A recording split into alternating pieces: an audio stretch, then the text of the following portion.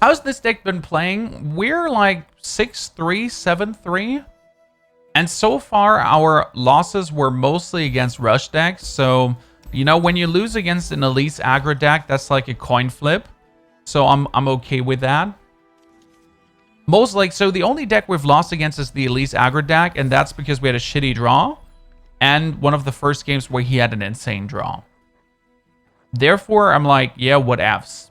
Also, I should really look more at what he actually plays before I take my starting hand. Because my starting hand for this match is stupid.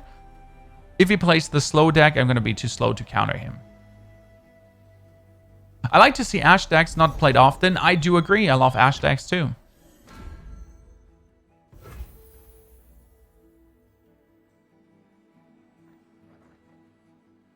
Pass. Hearthguard is insane bonker stats in effect. Hearthguard is too strong for what he does. I can't even imagine how anyone thought that's a good idea to make that card. Because Hearthguard is literally, he's a 5/6 minion for 5, which is already great stats, but he has no downside. If I look at Hearthstone 5-drops that have 5/6, they all either have no effect or they have a downside. You can't just make a 5/6 minion without a single downside. That's like, what is wrong with you? Okay, this is very good. We have Ash, we have Az. I would like to play Az, but I'm not going to do it. I'm probably going to be playing... I'm playing Static, just to nuke the two here.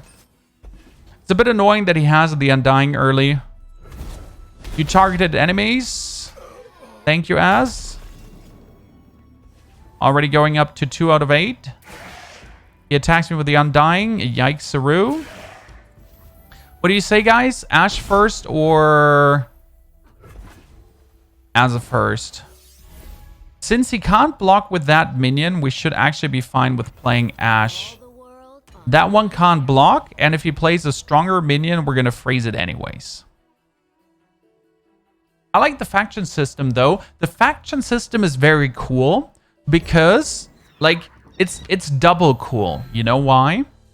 The faction system has one advantage, because it says you can't play more than 2 factions together, or you can play 1 faction. The funny part about that is it also limits you in your decisions, because think about Magic.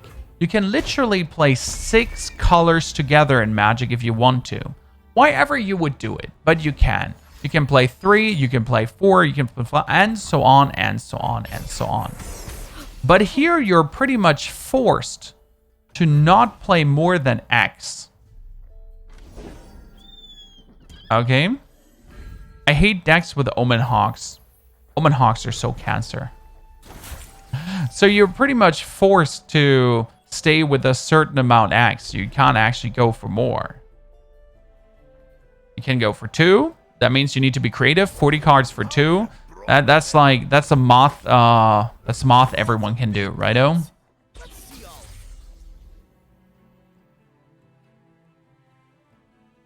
Similar with the 6 colors of Magic, colorless, obviously. Ha! Noobs. What do you even know? We're gonna...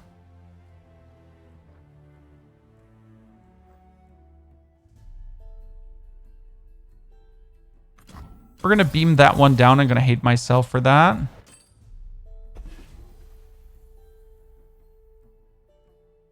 He plays a very annoying deck, and we need to hurry pretty much if we want to beat this. Because this is going to be 2 damage per turn that we will not be able to prevent whatever we do.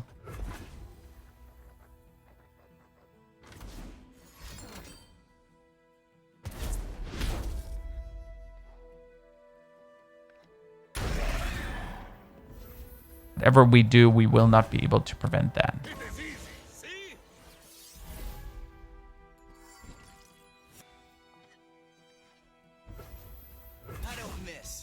Okay, let's go. Attack. Get another spell.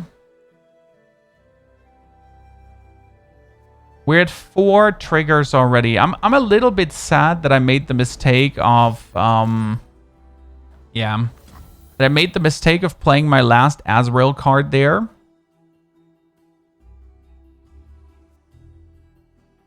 Okay, I can play 1, 2, 3. I can't play enough to get him completely triggered.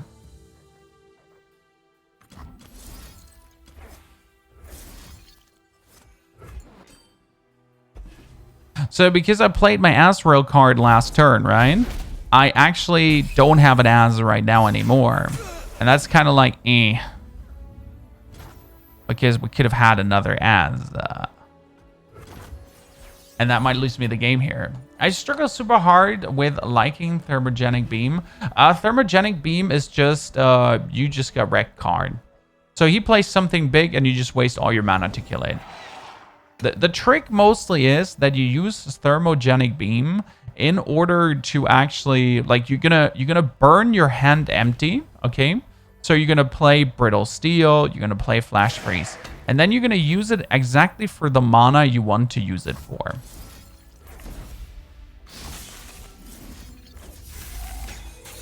That's pretty much it. And now we need to top deck Azrael, and I still hate myself for making that mistake.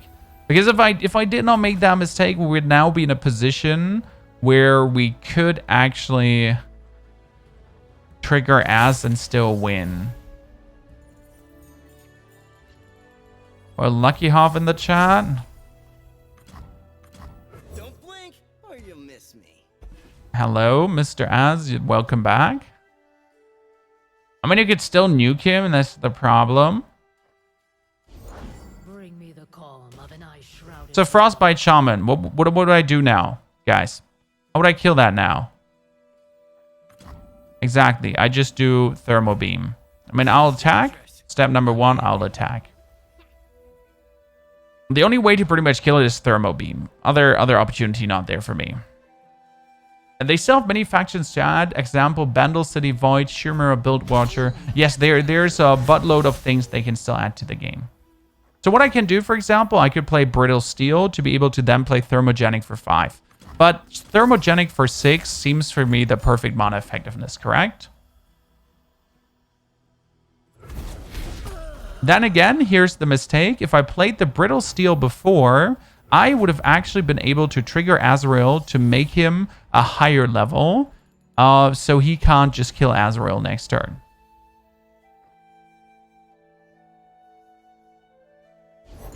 My talons are frost, my wings the bitter winds. I'm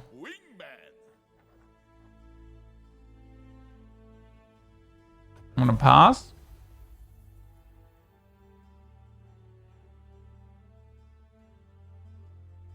My shield is my sword. This is fun, yes? For my homeland. Okay, step number 1. Brittle Steel her. Step number 2. I'm so good, I surprised myself. Azrael triggers right now. Step number 2. Flash Freeze that. Shot in the face. Skip the blocking. She's gonna trigger. Rend the skies.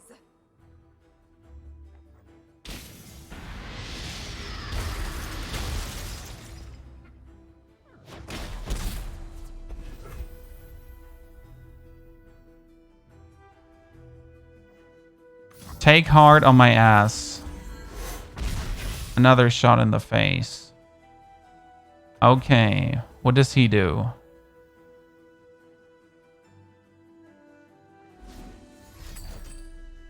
Take hard on his brow.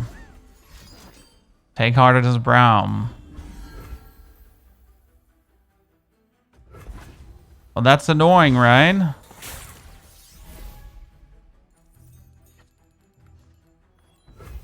I'm gonna attack with my ass. Dangerous. I'm in.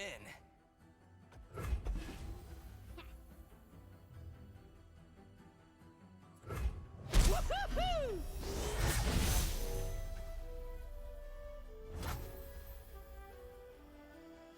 I'm gonna play Progress Day.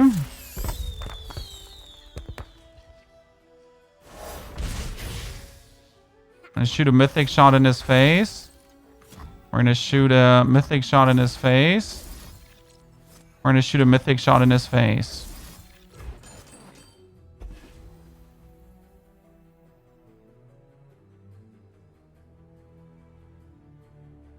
Charged.